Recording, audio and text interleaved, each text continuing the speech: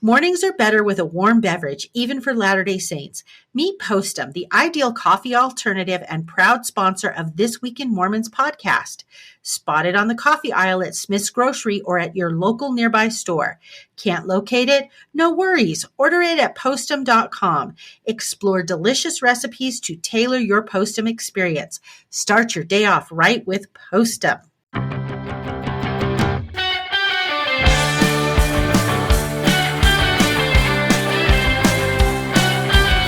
Welcome, everybody, to This Week in Mormons with your hosts, Matt and Melissa. How are you doing, Maddie. Melissa? Oh, I'm doing really good. How are you doing? I'm doing great. I really like these interviews that we do. I think it's a lot of fun.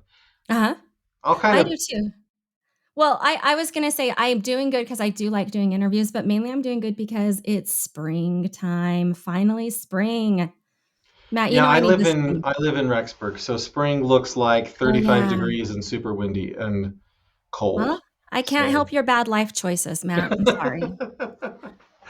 We've got a great interview today. So a lot of the interviews we've been doing have been, I feel like, more geared toward you, Maddie, right? Like, academics and political scientists and historians. Yes. I mean, I wouldn't want to say that the interviews are boring, but I would say that they're not my specialty. No, they're not. Okay, can I just complain for a minute? Yeah, Every interview we do, the interviewee is like, Matt, that is such a good question. And never once has anybody said, Melissa, what a great question. We haven't Jayden, will you try? We haven't introduced Jayden yet, but Jayden, if you don't mind, keep that pattern going. Because it's not good for her when people say, great question. But it's good for me. Words of affirmation is my love language, so I need that, and she does not need that. That's true. She doesn't. That's a good point. Let me introduce you, Jayden. So, Matt, the church has a lot of social media accounts, but their big one that's for youth is called Strive to Be. And I just kind of, was flipping through Instagram on my daily flip through, and Jayden Laursen was on there, and I was like, hey, I know that kid. And he's on like to me, he was Instagram famous. Like the church, Strive to Be. That's a pretty big Instagram account. So, anyways, wait. Before you go on, is she right about that, Jayden? Is it really a big Instagram account, or is it just old people think it's good? No, it's actually, I don't know any old people that follow it. It was mostly youth. It's mostly youth. As I think it's the official church youth page for the Instagram. Oh, okay. Mm-hmm.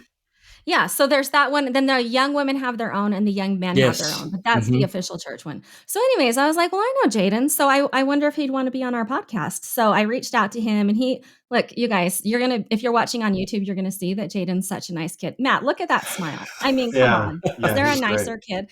But anyways, in asking you, Jayden, about coming on our podcast, I was like, wow, you actually have a really interesting background. This is going to be fun. So Jayden, take a minute, say hi.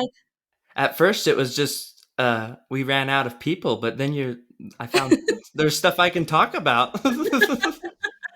That's so true. Hey, Jayden, have you heard of This Week in Mormons podcast before we approached you?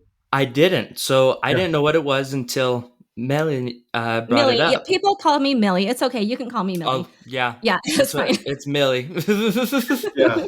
She introduced you to this podcast? Mm-hmm. And it was funny because I'm not a podcast person. I don't listen to them. I usually just listen. If I do, it's usually like the conference talk ones. And then I came home and I told my dad, I said, hey, This Week in Mormons wants to do an interview with me. And he's a podcast fanatic. And he was like, are you kidding? That's the number one in the church right now, like leading the way. And I was like, Jayden, I'm glad he knew that. Not that we Google ourselves all the time, but when we do, we are number one. So thank you. I was like, okay. He was super excited. Yeah, that's good. That's kind of like, who cares about Strive to Be Instagram? You're on This Week in Mormons. Exactly. Yeah. Well, Jayden, tell us a quick background about yourself, who you are, how old you are, your family, your life, just real quick. Okay. So I am Jayden Laursen. I am 18 right now and just about to open my papers for possibly a service mission. And then I was born in the church, but I'm basically a convert. I left the church right after I got baptized, and was inactive for most of my life. and then just recently came back due to seminary, and then actually help from Jeffrey R. Holland. And then ever since then, okay, that's whoa, hold on. That's a few things to jump into. Yeah, am I right? Yeah, I wanted to let him finish his sentence, but yes, I have lots of questions. I couldn't let him finish. Jayden, I do know you talked about this a little bit on your Strive to Be post, but yeah, you were like, have you ever heard of Jeffrey R. Holland? And I was like, I think I have. The Apostle Jeffrey R. Holland. And you told me that you guys became pen pals. Tell me about that a little bit. Yes. So I was inactive for over probably 8 years or so. And then one day, the only connection I had with the church from the time I was 8 till President Monson passed away was President Monson. He was the only one I would listen to. If it was anybody else, I didn't want to hear a single thing. And there's just something about him that you identified with, or? Yes, he was just so down to earth, so funny, and you could just see that light from him. Like, no matter, even if you were inactive, you could see that light of him.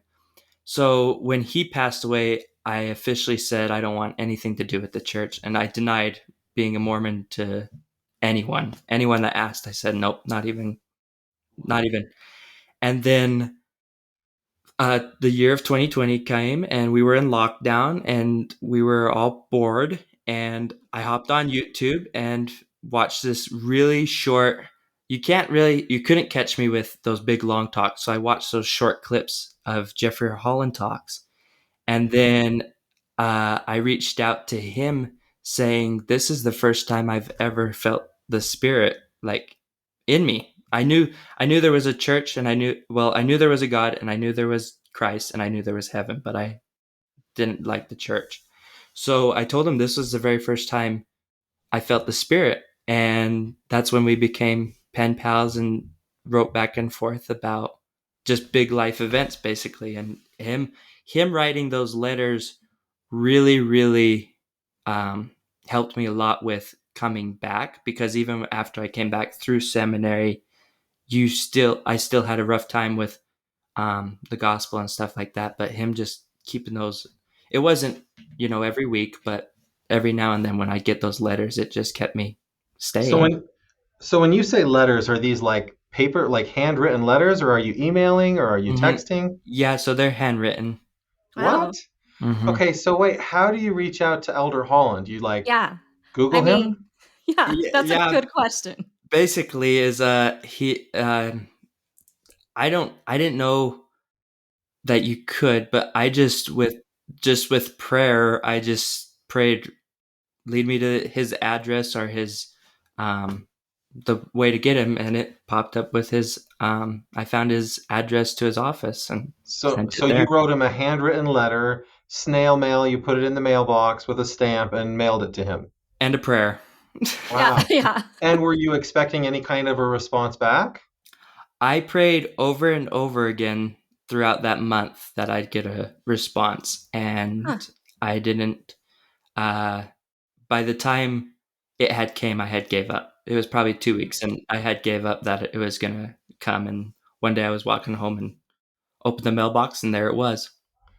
And so the return address, is it Jeffrey R. Holland, or is it Office of the Quorum of the 12 Apostles, or is it both? Really? Mm-hmm. And so when you see the envelope in your mailbox, like, what's your first reaction? I cried. Really? I cried. I was shocked. Well, wow. Well, when it said the Church of Jesus Christ, I was like, what in the world? And then I opened it and saw it. And I just cried the whole way home.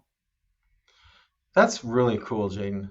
I want to get back to the faith promoting stuff, but I'm super, super curious about the before the faith promoting stuff. Yeah. Because I assume you got baptized when you were 8 years old, and then you said that you left the church shortly after baptism. Like, what is that like to be 8 or 9 years old and say, I'm done with the church?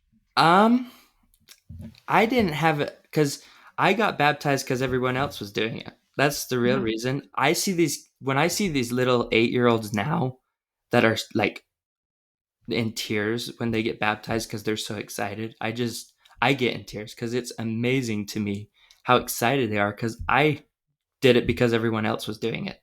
And that's what my family wanted, and that's what they said you did in the church, so I did it. And then And so your parents are both active members of the church? they actually, that was the strangest thing, was I was when I went inactive, they were still active, and then when I came back, they were inactive. Really? Mm-hmm. Okay, so So when you're inactive and your parents are active in the church, are they pressuring you to go to church? Or are they saying, "Hey, I want you to be"? Are you still participating in church? You just don't have your heart in it? yes, so they were, that also had a huge part in me officially leaving, was they were my scout masters. And when you're the kid of the scout leader, you have to go. And I Hey, hated, yeah. yeah, and I hated it and didn't enjoy it.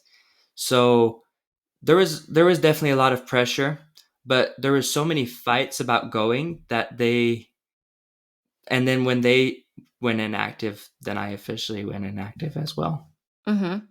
Yeah, so that's interesting, Jayden, because, beyond the being a Scout Master's kid, you grew up in Utah, right? And Mm-hmm. so there's more than just the family pressure, there's the social pressure. Am I right about that? Yes, every lunch when they brought up passing the sacrament, because fellow deacons are, and it was always people out of my ward. That was a huge reason why I hated the scouts too. Was all the kids that were in my scout group were the popular kids at school, so they wanted nothing to do with you at school, but put on that fake face at church.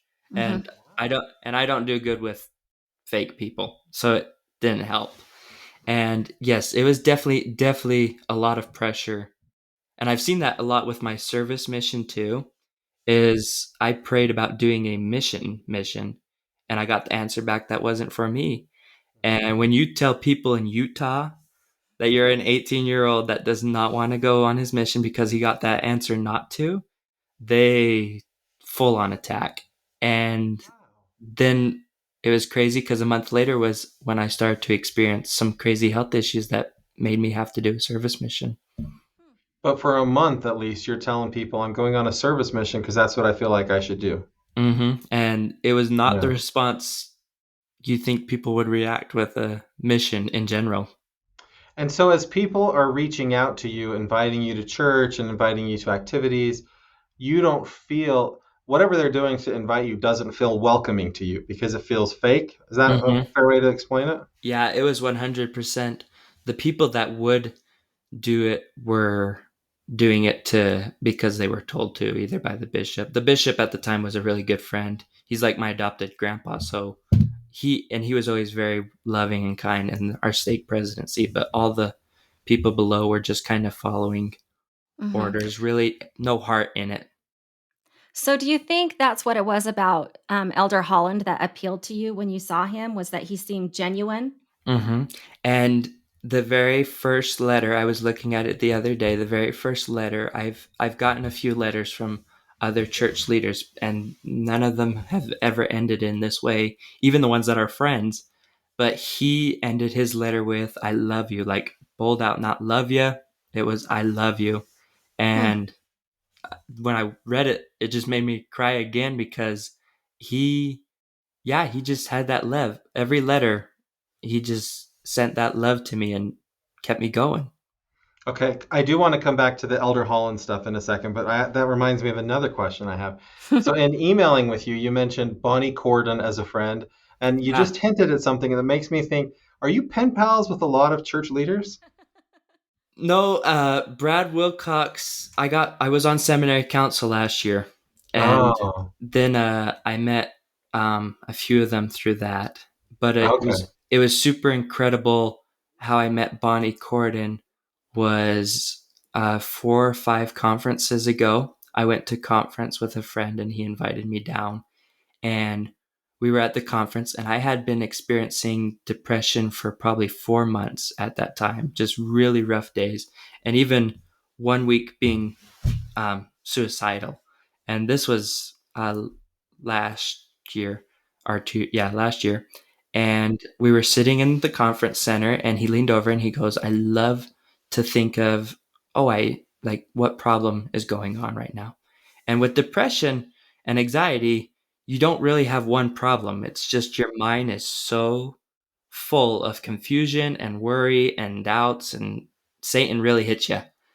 And so I was sitting there and I'm like, if I could just meet, that was when Jeffrey R. Holland had COVID. So he wasn't there. So I didn't say if I could meet him. But I prayed at least 75 times, if I could just meet Bonnie Corden or Dieter F. Uchtdorf and just talk to them, I know everything will be okay. And so I sat there 70 times at least. And Elder Uchtdorf walks off with all the other elders and they leave afterwards. But Bonnie Corden came down off the side of the railing. So I booked it, as we were luckily in the family area. So I didn't have to hump over any security or anything like that to get down to her. But I ran down to the bottom of the stage and was running through all these people. And out of this crowd of people comes out Becky Craven. And Becky Craven she's going to kill me for saying this, but she's really short. Really short. Okay. Like, so it was just so funny to see her just move her way out of this crowd. And I had completely, I don't know why, but it didn't register that she was going to be there. And she was also like Jeffrey Holland to me. But so when I was inactive, I even like followed her on social media and just, so I stopped her and talked to her for a little bit. Well, actually, I say a little bit, but she sat there. This was Saturday evening session. So those guys had been there all day long. They want to go home. They're trying to get out of this conference center. And then this 17-year-old comes running up to them and wants to talk for 25 minutes. And the entire time she just sat there and talked to me, not a care in the world where she needed to be. And it was amazing because any question, I didn't ask her a single question, but anyone that was on my mind, she answered. And through depression, you don't feel loved at all in that way. Right. And she said, stay in touch. And she gave me her contact. And then we've been friends since.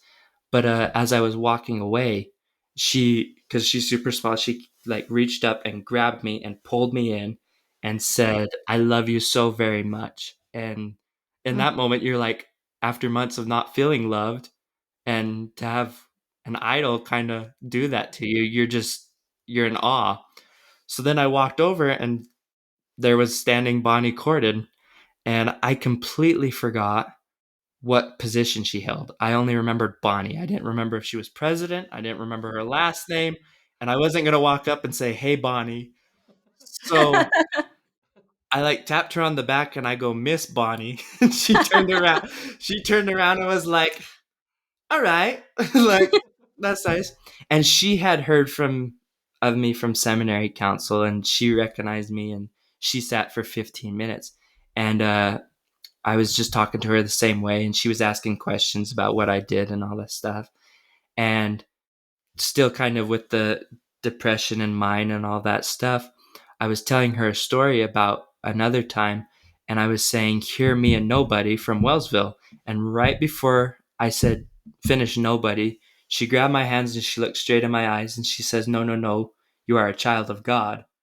And I just sat back and I just thought, I'm like, oh my gosh, that is the answer to everything. Like anything Satan throws at you, sin, temptation, or depression, it's no, no, no, you're a child of God. Like just take that step back. So I got this picture. It's a picture of me and Bonnie at conference. Wow. And it says, no, no, no, you are a child of God. Oh. And so I had that on my podium every morning and every night. It's the very first thing and last thing I see. Wow. Jayden, I'm impressed by a number of things. First of all, it seems like you have a remarkable amount of faith, and that you let your faith lead and guide you. But it does seem like, you went through things that a lot of youth go through, right? Like feeling a little bit outside of or ostracized from the church, feeling lonely, having some faith questions, and even, even doing some searching and trying to understand. And then do you realize how unusual it is to be close friends with church leaders? Like, do you recognize that? And then does that give you like a purpose or something? You know what I mean? Yeah. Yes. So it definitely, I would say it helps encourage. It helps motivate to keep going, because when I was called to seminary council, especially, I felt, especially for the first month, I was like, I don't know if I can do this, which many people experience with any calling kind of thing, missionaries especially. And it was kind of crazy because seminary is how I came back to the church. So it was like, well, of course you could do it, like this has been your life for the last 3 years. So, but I definitely found through my calling inspiration from being friends with them, seeing how they treated me and how they left the 99 to find that one, basically. Mm-hmm. And that's what I did. That was my number one thing I wanted on seminary council. I told everybody when I would speak that a lot of the seminary council members were the popular kids, but I wanted to just be that Jayden. You can just walk up and you just hug him and talk to him at an upfront. Doesn't matter if he's speaking or what. So I served my mission in Ukraine, and so many people that I met on my mission dream of someday coming to Utah and being able to go to General Conference. And over the years, I've been able to accompany some of those people to General Conference or help them get to General Conference, but they're not able to sit kind of up close, right? And I know that like deep down, they would love so much to just walk up and say hi to maybe Sister Corden or to Sister Craven, but they just don't have that opportunity. And like they probably pray a lot too, right? And say, I would really like an answer to my letter from Elder Holland. And maybe they don't get an answer to the letter. Have you thought about like why you think it is that your prayers have been answered in that way when maybe other people's haven't been answered in that way? Yeah, I think because every prayer is answered. I have learned that. Every prayer is answered no matter if, like for me, example was I was praying, please let me meet Bonnie Corden, where he sent Sister Craven when I didn't even know she was there. Like she wasn't even in my mind. So, and a lot of it I have to think is we all get the right messenger at the right time, whether it's Bonnie Corden or some stranger on the street. Like I was down at the conference center a few weeks ago and I was talking to my friend, Kathy Clayton, and we were visiting and I realized I had a present for her. So I ran back to the garage, the parking garage, and was getting the present, walked upstairs, and there was this homeless lady. And to be in the most respectful way, she looked pretty beaten up. She was in rough shape, clothes dirty, and almost like a cloud of tobacco smoke around her. You could just smell it within 17 feet of being around her. And I was walking to the conference center having an elder and his wife waiting on me. And all of a sudden, like I was in a dead sprint too. And I just felt my feet stop. And she goes, "Hey, are you a bishop?" And if this would have been any other time, I would have jokingly waved and been like, "No, I'm not a bishop," smile and keep going. But I stopped and I turned to her and I thought of the story of the lady with the blood disease with Christ. When he was on his way to heal someone dying, he still stopped and ministered to her, even though she was healed the minute they were touched. And so I stopped and talked to her. And she explained to me how she had left this terrible drug situation and was looking for the bishop house and all this stuff. And she said she had nothing. Like she had nothing. She had nowhere to go. And she said that's why she went to the conference center, was Jesus Christ was the last thing she had. And it made me sit back and think, wow, like Jesus Christ was there for me through all my hard times. Like I never went through anything like that where I lost everything, but when depression wise or anything like that, Jesus Christ was always there for me. And so as I was walking away, the conversation was probably 2 minutes at most, but it definitely had a lasting impact. And when we were walking away, she yelled out, "You're a true prince in a village." And I didn't know what that meant. And then all of a sudden I sat there and was pondering it. And I was like, well, actually, because of the true prince being Jesus Christ in the village, we're all saved and we all have that person we can go to. So I guess the answer to the question is It can be from Bonnie Cordon to a homeless lady on the street. You can learn a message from anybody. Yeah. Interesting. Jayden, you're really fun to talk to. I haven't heard you tell me that I've asked a good question yet, and that's okay. I'm still Your questions have been amazing. That's okay, why. thanks. Yeah, thanks. You've brought up mental health issues a few times. I know this is something that a lot of youth, not just in the church but worldwide, are dealing with. I know a lot of people are kind of wondering, what was it mainly brought on by COVID? Is it brought on by social media?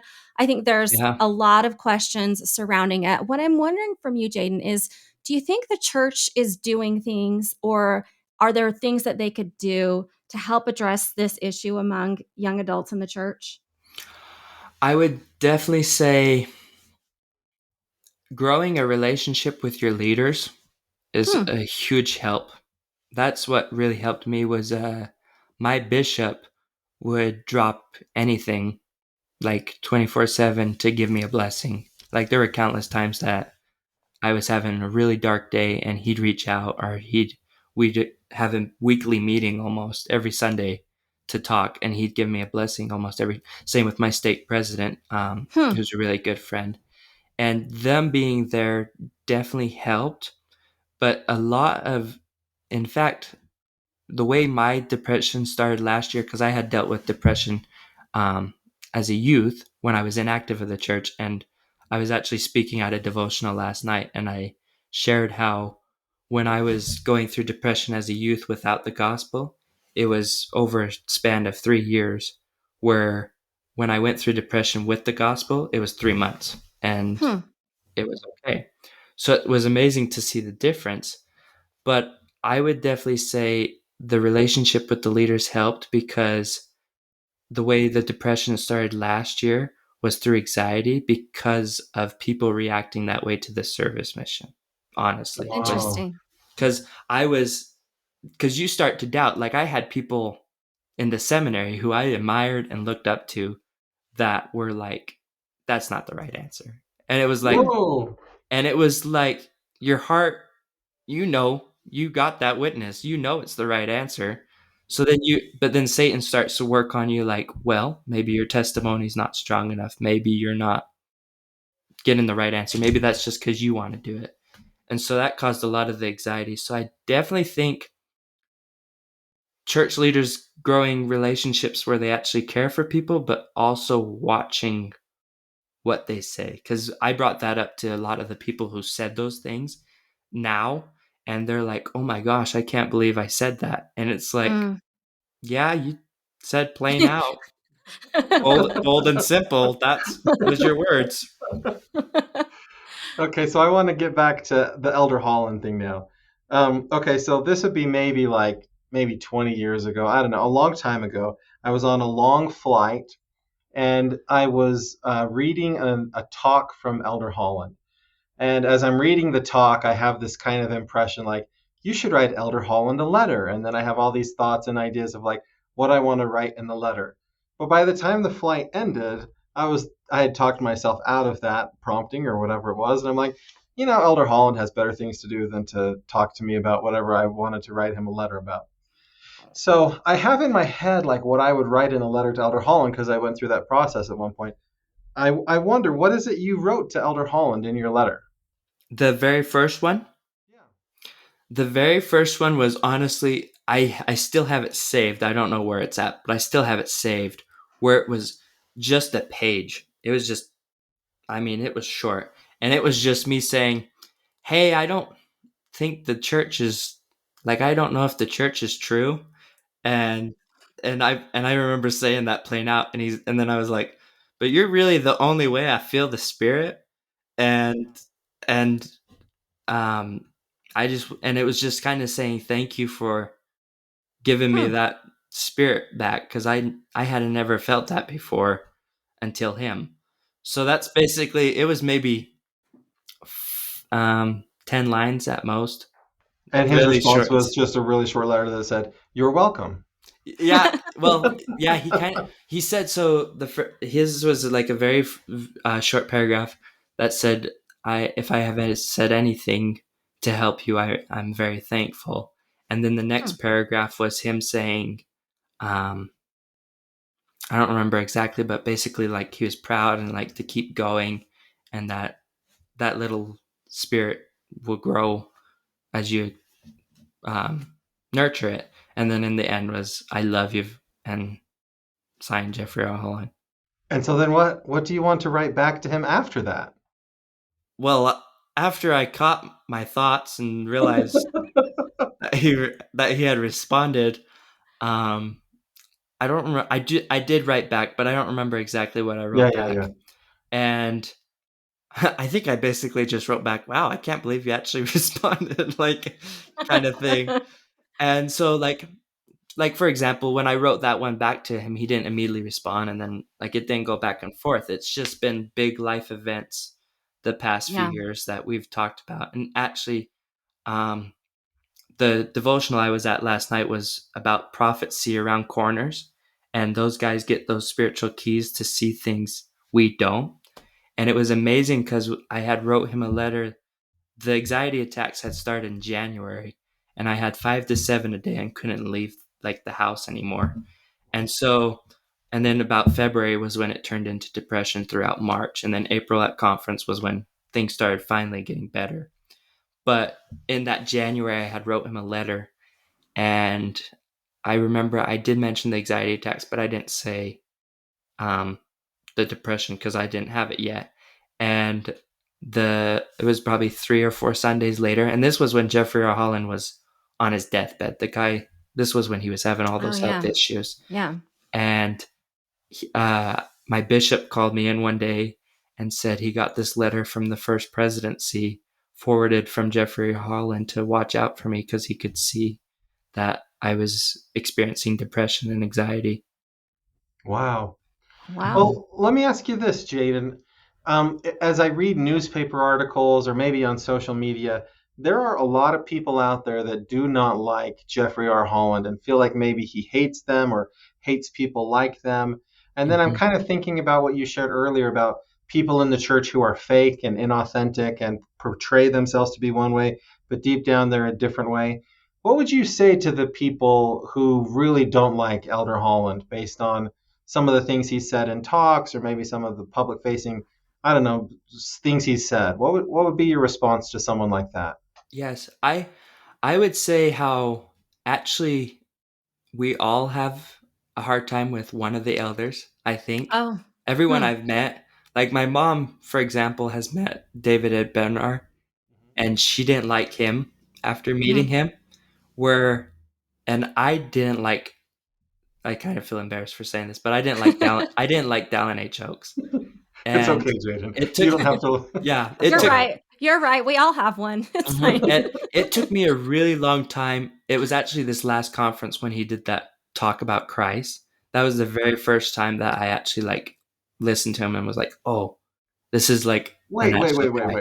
This is the talk where all he does is quote things that Jesus has said? Yeah. That's what turned your opinion on President Oaks? Yes. Wow. Well, when he got up there, he didn't have that Jeffrey R. Holland or Dieter F. Uchtdorf, hi everybody. He was that grumpy grandpa kind of look. So I would say definitely to anyone who has a hard time with one of them or all of them is they're mortal. They're guys. It was the same with seminary council. Was out of the 12 council members, I didn't get along with some of them, or some of them liked me more than others, and then some didn't like me compared to others. We all have everybody receives the gospel in a different way.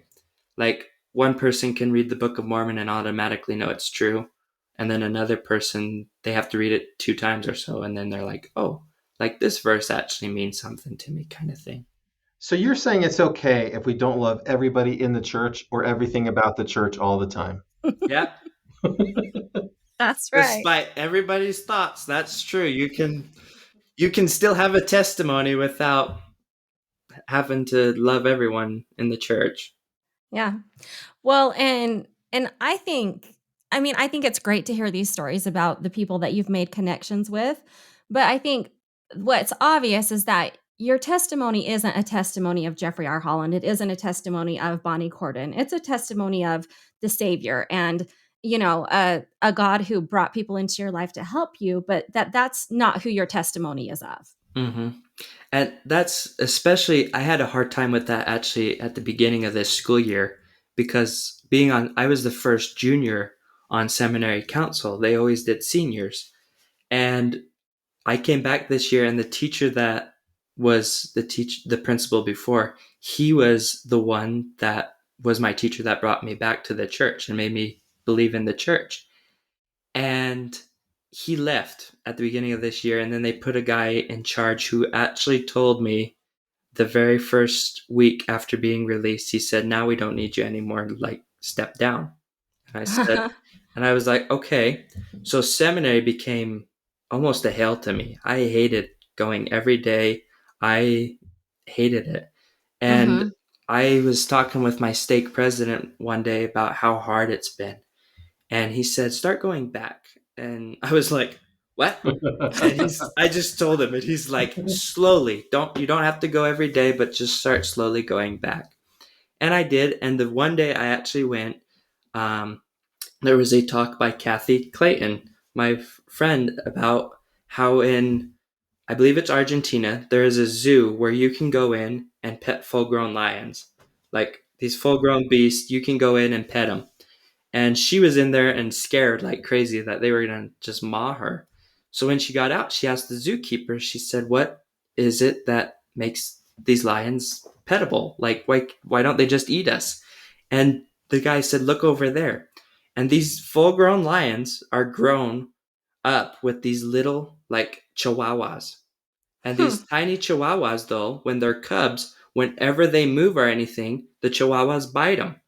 So they grow up their entire lives thinking these chihuahuas are in charge.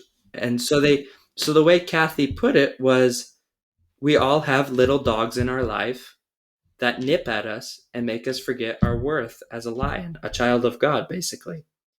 And so I sat there and thought, even seminary teachers can be little nippy dogs sometimes. Hey, so Jayden, I wonder, you've obviously noticed that you have friends in the church, friends that leave the church, friends that want nothing else to do with the church, maybe friends that come back to the church. What would you say to parents who worry about their teenagers as they're leaving high school and moving on to the world, and they say, oh no, my kid's leaving the church, maybe I'm a failure as a parent. What would you say to people that are worried about that? That's a good question. Sorry, Millie. Matt, you win again. Well, because the way I would definitely say the number one thing I would say to them especially is still love them. Still love them. My bishop, actually, every one of his kids except one has fallen away from the church. When I came back to the church, my family fell away from the church. And currently, my dad and my mom and my sister, they all have testimonies, and then my brother, he's not old enough to really have one or hasn't even tried. But I am currently living in a household where I am the only one that is applying the standards to my life.